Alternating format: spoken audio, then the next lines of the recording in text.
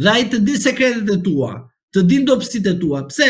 Se flet ti me atë, dhe ai flet me ty. Dhe pak a shumë ndani sekretet. Ose ndani pikpamjet. Mirë. Por kur e ke armik tjetrin, armiku vetëm pamjen e jashtme shikon, nuk shikon çfarë mendimi ke ti për atë, sepse s'ka nga ta gjej. Vetëm ka të i filtruar, është shkencë vetë ajo pastaj. Pra, e thon shqip troç që ata kur vjen moment që do të jenë armiq, do goditen në mënyrë të papame, në mënyrë të pabes. E do goditen. Njëri tjetër nuk ka nevojë një faktor tjetër. Pra, një gjyqtar në tjetër, një prokuror në tjetrin, sepse do shpërthej more, se ishte fuç kjo gjë, ishte një mbushje imazhi kot, një spak koti, ke Irenën me 500 biemra dhe nuk e kanë arrestuar, Luan Dacin që e kishe në këshillin e KPA-s, e arrestuan edhe hoqën direkt, po çfarë standarde janë këtore? Me këtë tallen këta nga mes deri ndar. Edhe populli ha sapu me djath. Një pjesë e tyre. Është mashtrim publik më zotri. Ke tjetër me 35 mbiemra aty, edhe mban në kryet e tyre presion, ma e metën ti, ma e Berishën ti, arresto këtë ti, arresto atë ti. Kjo drejtësi. Drejtësia fërmendësh arresto këtë si them unë. S'quhet drejtësi kjo. Kjo ç'a quhet? Porosi që Zoti Dumani e tha në aty. Nuk ja përmendi emrin shefin e tij. E mani me në ku erdi Blinken, e takoj Dumani, po takoj edhe Ramës, së shqiptari jemi, japim dorë, edhe armikut, ja jetë, s'ke që të bësh. Edhe rasti ku erdi ai, plaku tjetër, si e ka e Clintoni, e takoj ai, s'ta jo, më se takoj, jo. Pse? Sepse Blinkeni, Clinton, e të gjithë këta, vinë nga Partia Demokratike Amerikane. Dhe këta që janë në kryet drejtësisë sot, janë të ardhur nga koha e komunizmit. I kanë shërbyer komunizmit dhe janë atashuar pranë Partisë Socialiste dhe komunizmit. Është fakti i qartë ky. Nuk ka pse të shqetësohet asnjë shqiptar. Politika aktuale dhe drejtësia aktuale është në shërbim të Partisë Socialiste. Faktet janë konkrete, numrat janë konkrete. S'ka pse të jeni të zemruar. Por, në rast se i nështrosh kushtetutës, po, ka padrejtësi, sepse Zoti Dumani mendon se është antar i Partisë Socialiste dhe jo antar i drejtësisë. Avokat, të ndalemi pak tek çështja e Arion Veliajt, ku në një deklaratë për mediat, kreu i Partisë Demokratike Sali Berisha deklaroi se Arion Veliaj është nxjerr NATO-n nga burgu dhe është dërguar diku, por që vetëm kaq dihet për momentin, të paktën sipas Berishës. Ju si mendoni, a është nxjerr vërtet nga burgu Arion Veliaj dhe ku mund të jetë dërguar, qoftë për të marrë pyetje apo qoftë për të pasur negociata, po themi në këtë rast? Shiko, Zoti Berisha gjithmonë ka thënë fakte që në fillesat ose më mirë në çdo rast të mundshëm, po, duken çuditshme.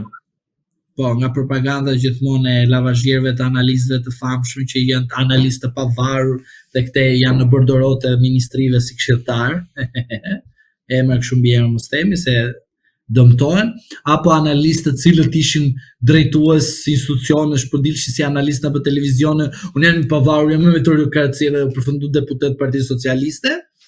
E gjithmonë thoshin që Berisha nuk është mirë, Berisha këtë, Berisha atë, gjitha të këqija Berisha e bën.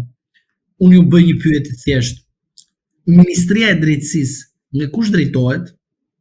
Nga një person i cili është i Partisë Socialiste. Nga kush emërohet? Nga kryetari i Partisë Socialiste. Po drejtuesit e burgjeve si emërohen? Jo do më thoni si i pavarur i paanshëm, me meritokraci, me rregullat, sipas DAP-it, procedurë, po normale kështu. Edhe unë do ta besoj. Po shkëm nga ana tjetër më e logjikshme shqiptarshe, nga Partia Socialiste, vëlla. E tun flamurin e PS-s, je joni, se tun të avokatin gjukat do shpërblim. Shumë e thjesht. Pra, çfarë ju thoni që Zoti Berisha s'ka të drejtë? Plotësisht ka të drejtë, sepse ndodh kjo gjë. E di pse ndodh kjo gjë? Më thuaj ti mua Pse nuk zbardhin ngjarje, vrasje apo vjedhje? Pse ikin hajdutët apo vrasësit të jashtetit? Se pikrisht, unë kam një dyshim ekstrem, por është mbindja ime personale. Por derisa edhe Berisha thotë, unë them, po pse më nuk ka mundësi burgaxhit bëjnë një pakt me krimin organizuar, policin, burgjet, ministrin, këto që janë bandë kriminale bashkë, edhe t'i nxjerrin jashtë, vrasin ata dhe të futen brenda dhe nuk gjehet asgjë. Bindja ime personale. Por edhe kjo që bëri Berisha tani më shtoi bindjen time, them, opa, më duket se Berisha pas ka drejt. Pra e kupton, pra them në herë, por si ka mundësi nuk zbardhin sa vrasje? Pse mori ai valiçet dhe iku direkt? Është çuditshme kjo gjë. Shumë e çuditshme. Prandaj dhe rasti të tillë që ju më thoni, prandaj unë them vazhdimisht që nuk duhet të jetë e njëjta parti, nuk duhet të funksionojë kështu shteti, sepse shteti humbet karakterin e vet, sepse pushteti e bën shtetin sipas interesit vet, sepse pushteti përbëhet nga partia që e drejton shtetin, po se shteti drejton veten e vet. E ke dëgjuar këtë fjalinë e famshme? Qa shteti kemi ne shqiptar? Orti, o buf, o njeriu i ignorancës. Shteti nuk drejtohet vetë, se ti shteti drejton dhe vetë, s'do kishte Edi Ramën aty, ta kisha harruar ti Edi Ramën. Se do kishte institucione të pavarura, të cilët do kishin rrezuar nga impakti institucional dhe funksionimi të shtetit, ashtu siç është shteti, a kishin rrezuar Ramën edhe shumë Ramën përpara. Prandaj nuk është shteti fajtor, është pikrisht pushteti që ne kemi bërë nëpërmjet votës, që ai e merr drejtimin e shtetit në institucione të tjera shtetërore, Ministria e Drejtësisë, Ministria e Brendshme, Ministria të gjitha këto, që drejtohet nga kush? E kryeministri. Pra, rasti që Berisha përmend, nuk e hedh fare as pak në të thosha nga aspekti e të menduarit. Por zotëri them, por edhe filmat kështu ndodhen nëpër filma. Dela nga burgu, po një pakt me grupet kriminale, edhe në fund fare bë vrasje, zbardhet vrasja. Kush do ta di kur gjitha janë sekret? Të ndalemi te pjesa e Erion Veliajt, që nëse ka dalë nga burgu, a është duke tentuar me negociuar me Edi Ramën? Tani nga burgu nuk del nga Kurseni apo nga Bardhi, tani tim realist tani. Nga burgu del nga pushteti. Tani pushteti legislativ, pushteti gjyqësor, pushteti ekzekutiv, pushteti ekonomik, pushteti kriminal, është gjë tjetër, këtë nuk e di. Po marrëveshje është e sigurt që ka atë, se po ta nxite Gylsenin do thotë do bënte marrëveshje me Gylsenin. Po derisa të del nga pushteti ekzekutiv dhe për në rast se është e vërtetë kjo që thot Berisha, marrëveshje do bëj me Edi Ramën, do bëj Velia me mua. Se besoj të bëhet në një marrëveshje se s'ka ç'a të bëj me mua. Pra me zotin Rama bë marrëveshje, nuk bë me mua, as me Berishën. Se Rama kurrë do lënte Velien dilte nga burgu dhe të bënte marrëveshje me Berishën. Që unë them që Velia duhet të bëjë marrëveshje me Berishën që shpëtojë, ose me Metën të paktën, se janë të njëjtat kushte. Pra, Meta, Velia, Berisha, edhe janë të njëjtën kushte. Duhet këta të bëjnë gjithë bashkë që të rrezojnë Edi Ramën. Se në rast se Velia nuk bëhet bashkë me Velia nuk bëhet bashkë me Berishën dhe me Metën, Rama e pastron si Ahmetin dhe Tahirin.